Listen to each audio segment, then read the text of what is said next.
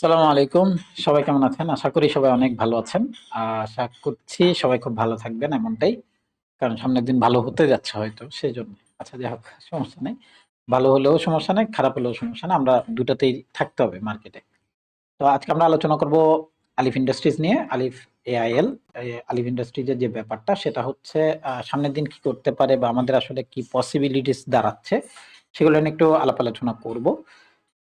এবং আমাদের আসলে থিংকিং যে কি করা উচিত এটা নিয়ে সবার আগে ওই জিনিসগুলো একটু পার্ট বাই পার্ট বোঝানোর চেষ্টা করব। তো এখন পর্যন্ত আমার যে জিনিসটা সেটা হচ্ছে আলিফ ইন্ডাস্ট্রিজ এর আমরা প্রথমে কথা বলবো এটার শেয়ার প্যাটার্ন নিয়ে। শেয়ার প্যাটার্ন দেখা যাচ্ছে ডিরেক্টরের কাছে আছে 30%, পাবলিকের কাছে আছে 60%, আর এখানে 10% আছে আপনার ইনস্টিটিউটের কাছে। আচ্ছা এখন এই যে পার্ট এই যে যে জিনিসটা এখানে আসলে চেঞ্জ কি ধরনের হয়েছে সেটা নিয়ে যদি একটু আলাপ আলোচনা করি তাহলে আমি দেখবো এখানে অনেক বেশি আসলে কি হয় না, চেঞ্জ হয় না ওদের। ফেব্রুয়ারি মাসেই জাস্ট যা ড্রপ করার করে ফেলছে 27 থেকে একদম ডিরেক্ট 10।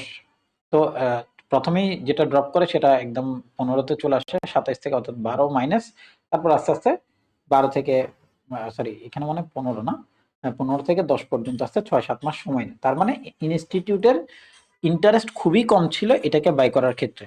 আমি একটা কথা সবাইকে বলি, অনেকে বিশ্বাসও করে না হয়তো, তারপরেও বলি, এটা হচ্ছে ইনস্টিটিউট যদি কোনো একটা শেয়ারকে আসলে না কিনে, আলটিমেট আমরা যারা বায়ার আছি, যারা মানে এটাকে কি ট্রেডার বলে, রিটেল ট্রেডার আছি, আমাদের দ্বারা আসলে একটা মার্কেটকে মুভ করানো অনেক টাফ। কারণ এখানে 2,91,00,000 শেয়ার আছে যেটা আসলে আমাদের অনেকে একসাথে কিনলেও এটা আসলে ফিল আপ করাটা টাফ হয়ে যায়।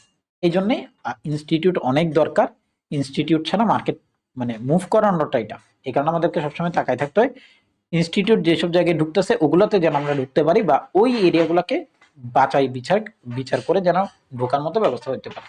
তো এটা হচ্ছে মূল ব্যাপার। তো আমরা পরবর্তীতে যখনই কোনো সিদ্ধান্ত নেব সেখানে আগে সবার আগে ইনস্টিটিউট ঢুকতেছে কিনা সেটা দেখবো। আচ্ছা এরপরে কি, এরপর হচ্ছে ক্যাশ ফ্লো। ক্যাশ ফ্লোতে কি আসতেছে আমি দেখতে পাচ্ছি 1 2 3 4 চার কোয়ার্টারই রেড। প্রিভিয়াস ইয়ারে দেখা যাচ্ছে কিছুটা পজিটিভ থাকলেও এই ইয়ারে এসে 2025-এ টোটালি রেড ছিল। আচ্ছা গেল, এটাও নেগেটিভ। আচ্ছা দুটা নেগেটিভ, একটা হচ্ছে ইনস্টিটিউট মাইনাস হয়েছে 12 কত 25 থেকে 10 মানে 15%, আর এদিকে যা আসছে আসছে। এখন এরপর হচ্ছে এটা হচ্ছে লাইবিলিটি পার্ট। এতক্ষণ পর্যন্ত যা ছিল সেটা তো মাইনাসই আছে, অর্থাৎ ওটা পজিটিভ থাকলেও কিছু একটা হয়। এখন আমাদের লাইবিলিটি পার্টে যখন আসবো এখানে আমাদের কাছে একটাই পজিটিভ সাইন, সেটা হচ্ছে এর কোনো লোনই নেই, টোটাল জিরো, অর্থাৎ লোনের পার্ট তার কাছে নেই, তার কোনো লাইবিলিটি নেই। এই দুইটা মিলে এটা মাইনাস নাই, রিজার্ভ পজিটিভ আছে, অথরাইজ ক্যাপিটালও মাশাআল্লাহ 400 কোটি টাকা আছে। তার মানে দুটো মিলে বেশ ভালো এখন পর্যন্ত। আচ্ছা এরপরে এরপর হচ্ছে ক্যাশ ডিভিডেন্ডের 10%, স্টক ডিভিডেন্ডের 10%, তার মানে এখানেও কোনো প্রবলেম নেই এবং সে এখন পর্যন্ত এই ক্যাটাগরিতে বিলং করে যাচ্ছে। তাহলে প্রবলেম শুধু একটাই পাচ্ছি, সেটা কি আমাদের ইনস্টিটিউশনাল যে বাই সেটা ছাড়া বাকি সব ওকে। এরপর আসবো আমাদের টেকনিক্যাল পার্ট। আচ্ছা টেকনিক্যাল পার্টে যাওয়ার আগে আমরা একটা জিনিস নিয়ে আলাপ আলোচনা করি, এটা হচ্ছে আমাদের বিনিয়োগ সাফল্যের চ্যাট। এখানে আমি আপনাদের প্রশ্ন উত্তর, আপনারা প্রশ্ন করেন, আমি উত্তরগুলো দেওয়ার চেষ্টা করি আমার তরফ থেকে, এবং সেটা শুধুমাত্র সেই সকল জিনিস, অর্থাৎ যেটা আপনার পোর্টফোলিওতে আছে, আটকে আছেন, আপনার অনেক টাকায় কেনা ছিল, এখন কিভাবে এভারেজ করবেন, এই জিনিসগুলো নিয়ে আসলে আলাপ আলোচনা। এখানে কোনো আমি আইটেম দেই না, সবার আগে এটা জেনে রাখেন। যদি আপনার আইটেমের দরকার হবে আমার এখানে আপনার কোনো কাজ নাই, কিন্তু আপনার যদি কোনো প্রশ্ন থাকে ট্রেডিং সংক্রান্ত বা যেই স্টকগুলোই আপনি আটকে আছেন সেখান থেকে বের হওয়ার যদি কোনো পথ দরকার পড়ে সেক্ষেত্রে আপনি আমার এখানে আসতে পারেন, আদারওয়াইজ আসার দরকার নেই। আইটেম যেগুলো দেওয়ার সেগুলো আমরা আমাদের গ্রুপগুলোতেই দিয়ে দিই, পেজেও দিই, এখানেও পেয়ে যাবেন, অথবা আমি যে ভিডিওগুলো দিই ওখানে আমরা প্রাইসগুলো মেনশন করে দিই। এটা গেল পার্ট।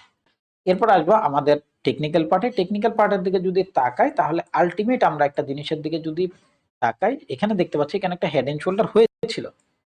এখন আপনি বলতে পারেন ভাই হেড এন্ড শোল্ডার হয়েছে অথচ মার্কেট উঠে নেই। ভাই এটা মার্কেটের ব্যাপার, মার্কেট উঠবে না বা উঠবে সেটা মার্কেট সম্পূর্ণ নিজের দায় দায়িত্ব করে। সে কারণে আমরা একটা কথা বলি, মার্কেটের যখন এই পার্টটা ভেঙে যায়, বিশেষ করে এই পার্ট, তখনই বের হয়ে যাওয়াটা দরকার। দেখেন আপনাকে বের হওয়ার আরেকবার সুযোগ দেয়, তখন যদি আপনি বেরোতে না পারেন সেটা হয় রিস্ক। এরপরে দেখেন প্রাইস কিন্তু আলটিমেটলি ড্রপ করছে। তো আমাদেরকে একটা জিনিস মাথায় রাখতে হবে, হেড এন্ড শোল্ডার হইলেই যে মার্কেট উঠবে এই গদবাধ্যা নিয়ম থেকে বের হয়ে আসতে হবে। এবং হেড এন্ড শোল্ডার হওয়ারও কিছু প্যাটার্ন থাকে, এটা সেই প্যাটার্নের মধ্যে গেছে বাট 100% ক্রিয়েট হয়নি। আচ্ছা যাক, এটাও গেল একটা পার্ট। এখন আমাদের কি করণীয় সেটার দিকে যদি তাকায়, প্রাইস যেখানে আছে আমি লাস্ট লোকে এটা আপাতত যে রিসেন্ট লো সেটাকে রিসেন্ট লো হিসেবে মার্ক করলাম। এটার পরে যে লোটা আছে সেটাকে আমরা মার্ক করবো, এখানে আছে। এরপরে লাস্ট লো দেখা যাচ্ছে এইটা যেখান থেকে প্রাইস উঠছিল। ঠিক আছে, এই দুইটা পার্টের উপরে ভিত্তি করে আমরা এখন আগাবো, চলেন। তো প্রাইস যদি কোনো কারণে, এটা হচ্ছে পুরোটা যদি, হ্যাঁ আমার এখানে উইকলি এর বেসিসে কোনো কিছু এখন পর্যন্ত চোখে পড়েনি যেটা নিয়ে আমরা আপাতত আলাপ আলোচনা করব বা কাজ করব। তারপর আমি জাস্ট এটার একটা রেসিস্ট্যান্স লেভেল হিসেবে এটাকে রাখলাম আপনাদের সুবিধার্থে বা আমার সুবিধার্থে। চলেন আমি এটাকে রেসিস্ট্যান্স হিসেবেই মার্ক আউট করে রাখলাম। ওকে, এটাকে এক করে দিন, আলাদা মার্ক আউট করতে। ওকে, এটা হচ্ছে আমাদের এরিয়া, যে এরিয়া থেকে সে কি করছে, ড্রপ করা স্টার্ট করছে, বা এটা আমার রেসিস্ট্যান্স লেভেল হিসেবে মার্ক আউট করলাম। চলেন এরপরে কি, এরপর হচ্ছে প্রাইস যদি, এরপর হচ্ছে এটা পুরোটা হবে যদির উপরে, যদি করে তাহলে এটা হবে, যদি না করে তাহলে এটা হবে। এবার হচ্ছে যদি, যদি প্রাইস এখন যেখান থেকে ড্রপ করে স্টার্ট করছে, দেখেন এটা আমাদের একটা বেসিস পয়েন্ট যেখান থেকে প্রাইস কি করছে, মুভ আপ করছে। এই প্রাইসে আসার সাথে সাথে মার্কেটটা কিন্তু এইটুক পর্যন্ত হাই করছে।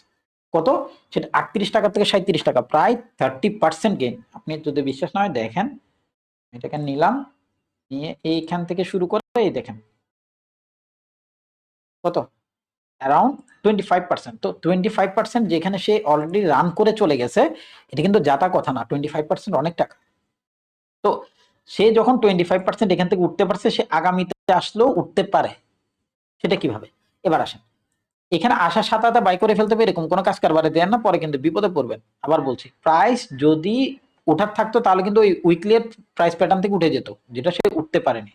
তো আমাদের এখন বেসিস পয়েন্ট হিসেব করে আমাদের একটাই জায়গা আছে, প্রাইস যদি কোনো কারণে এখানে যে এরিয়াগুলো আছে এগুলার কোন একটা ডাব্লিউ প্যাটার্ন করতে পারে। চলেন ডাব্লিউ কিভাবে হয়, সরি, এখানে দেখেন, এখানে একটা এম হয়েছে দেখছেন, তো এখানে আমাদের কাছে ডাব্লিউ লাগবে। এই যে এখন ডাব্লিউ এর দিকে যাচ্ছে, এই ডাব্লিউটা তাকে ক্রিয়েট করতে হবে। ফার্স্ট এরকম, দেন এরকম, দেন এই, দেন এই। আমি চেষ্টা করব প্রাইস যেন এটার উপরে ট্রেড করে, এটার উপরে যদি ট্রেড করে একটা ভালো, যদি না ট্রেড করে সেক্ষেত্রে কি আমাদের একটা মোটিভ থাকবে প্রাইসটা এটার নিচে যেন ট্রেড করে। তাহলে হবে কি, এত বড় এরিয়া ভাঙার দরকার পড়বে না। এখানে আসলে এখানের কাছাকাছি কোথাও সে যদি ট্রেড ব্রেক করে, তারপর হচ্ছে আমাদের বাইং পজিশন স্টার্ট হবে। কেন এই এরিয়াটাকে আমি মার্ক আউট করতে চাচ্ছি, তার কারণ হচ্ছে এই পুরো বেসিস পয়েন্টটা যেখান থেকে আমরা যদি এটাকে অফ করে দিই, আমাদের এটা একটা এরিয়া, এটা আমাদের লাস্ট, এই এরিয়াটায় আসলে মূলত আমাদের কি বাইং এরিয়া হিসেবে মার্ক আউট হয়। তো যেটুক চলে গেছে সেটুকু আমি বাদ দিয়ে দিলাম, ধরেন এটুকু আমার চলে আসছে, এটুকের মধ্যে আর কাজ করবে না মার্কেট। এরপরে যখন নতুন করে নামবে, তারপরে যখন ডাব্লিউটা করবে, অর্থাৎ আমার রিসেন্ট টাইমের জন্য যদি নিচে ট্রেড করে, তো এটার নিচে আসতে হবে কত, 40-19 এর নিচে আসতে হবে রান টাইমে। তারপর যদি এটা ব্রেক করে, যদি এর নিচে না আসে তাহলে এটা এখন যেভাবে আছে এখান থেকে উঠতে হবে, যেভাবে আছে এভাবে উঠতে হবে, উঠে দেন নামবে, তখন এই লাইনটা আমার কাছে সলিড হবে। যদি এইভাবে নামে, আপনার থেকে সব না বুঝলে আবার বিপদ, তখন করবেন ভাই হয় নাই, এটা হয় নাই, সেটা হয় বহুত কিছু। এই এভাবে যাবে, দেন এই লাইনটা সলিড হবে। হ্যাঁ, তখন যতক্ষণ এভাবে দুইটার যে কোনো একটা করতেছে না, ততক্ষণ পর্যন্ত বাইরের কোনো থিঙ্কিং অ্যাটলিস্ট করেন না।